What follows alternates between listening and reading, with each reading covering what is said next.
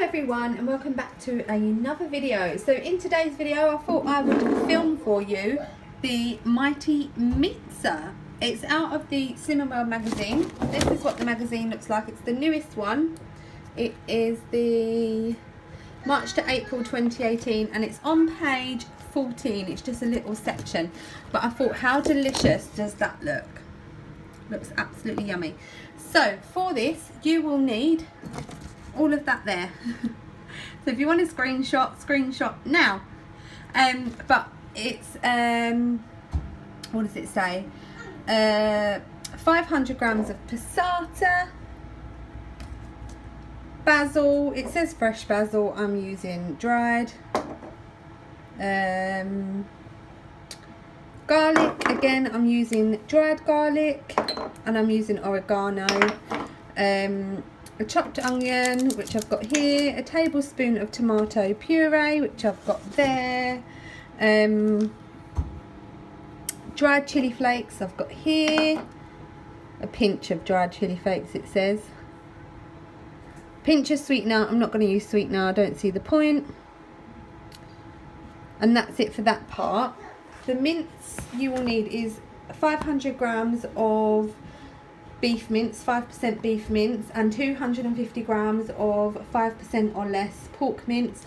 I'm doubling it up because no way will it feed us all, because it shrivels up. I know from experience that baking mincemeat and stuff, it just literally shrivels to nothing.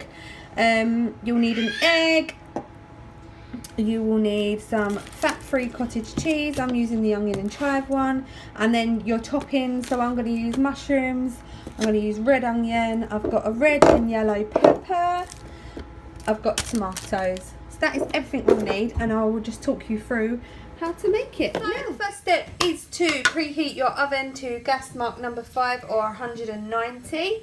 I've put in 500 grams of passata into a frying pan with 1 small onion finely chopped, and then on my plate I've got a tablespoon of garlic, tablespoon of oregano, a tablespoon of basil, and a pinch of chili, and I'm just going to fry all of that off together.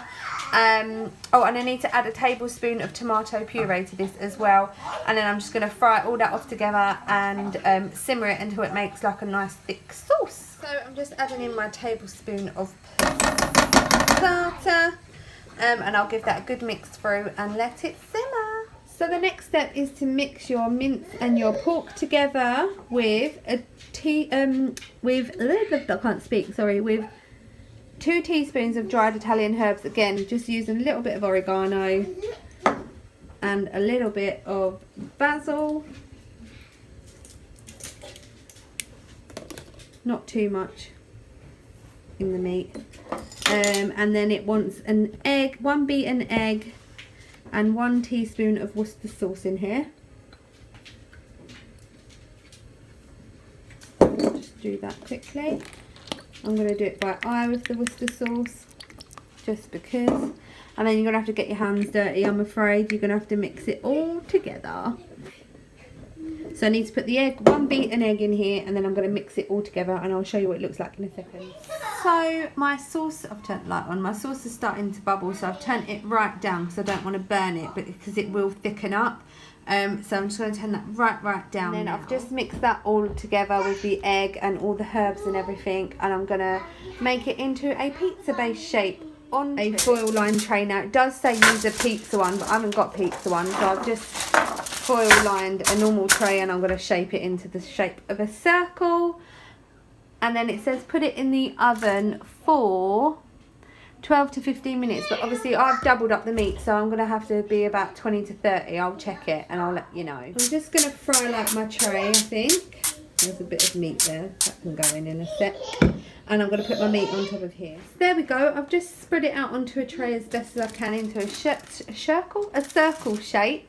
I'd say it's about 1.5 inches thick the whole way round.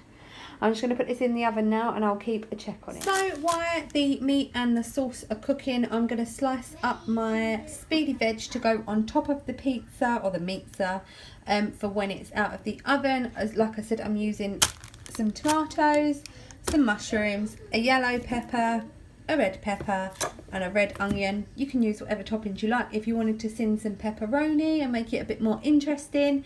This recipe calls for cottage cheese, but if you wanted to use your A choice on top of it, by all means, please let me know if you try it as well. I've never tried it myself, so I'm really got high hopes for this. But yeah, I'm going to slice all this up ready for it to go on top. And when it comes out of the oven in a bit, I will show you. So I've just thinly sliced some mushrooms, red onion, red pepper, yellow pepper and tomato for my toppings. I'm still waiting for the meat to cook a bit more before we drain it and then put all of this together. I'm really excited. I hope it comes out nice. I know I've just said that, but I really do. I've got high hopes for this one, guys. High hopes. So as you can see, the sauce is really lovely and thick now. I'm just going to still let it simmer while the meat is cooking. I just wanted to show you what it should be looking like at this point. So it doesn't look the prettiest at the moment, and there's quite a lot of excess water, and it does say to drain the water and then put your toppings on, so that's what I'm going to do. Okay, so I've drained it and I've flipped it over. That's optional, by the way. It doesn't tell you to flip it over, but I just thought I would. And now I've got my passata sauce here, and I'm just going to put a big dollop of it in the middle, and I'm going to spread it around with my spoon. I've not put it all on yet, but it probably will need quite a lot of the sauce. Depends how saucy you like your pizza. I'm just leaving a tiny bit on the edge just because I don't want it to spill everywhere. But we're just going to spread all of that out. I'll come back to you. So there we go, that's the passata spread on top. Next it says to add 100 grams of fat-free cottage cheese, and just put a dollop of that around. So that's what I'm going to do. I'm just going to do like 4 small dollops of that. 1, 2, 3, 4. I'll put a little one in the middle for luck. It's starting to look nice now, isn't it? Isn't it? Right, and then it says just put your toppings on. So I'm going to go for mushrooms first. I'm sorry, the girls are playing. I'm going to put my mushrooms around the edges. Hold on. Like that. So I'm just putting the mushrooms on first. Then I think we'll go onions next. Obviously just put on what you like and what you enjoy and how much of it you like and enjoy. I'm going for super speedy, of course. Let's go for onions next. So I've just got onion rings here that I'm just gonna put on top. So that's the onion rings done. Next I'm going to go for some red pepper. So I'm just going to sprinkle that around neatly. Oh my goodness, it's like crazy. And I'm going to do yellow pepper too. Looks so good though, and so colourful. I hope it comes out nice. I know I keep saying that's probably really annoying. Make sure we get some around the edges too. You don't want to miss them out. And then finally, I'm going to put my tomato on.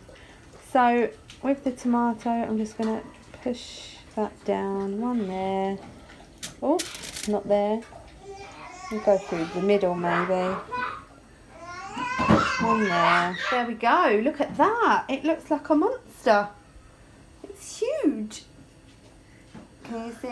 So now we need to put this back in the oven. I'm just going to put for decoration. For another, I'd say another half an hour it's going to need. So yeah, I'll show you what it looks like when it's cooked. Exciting.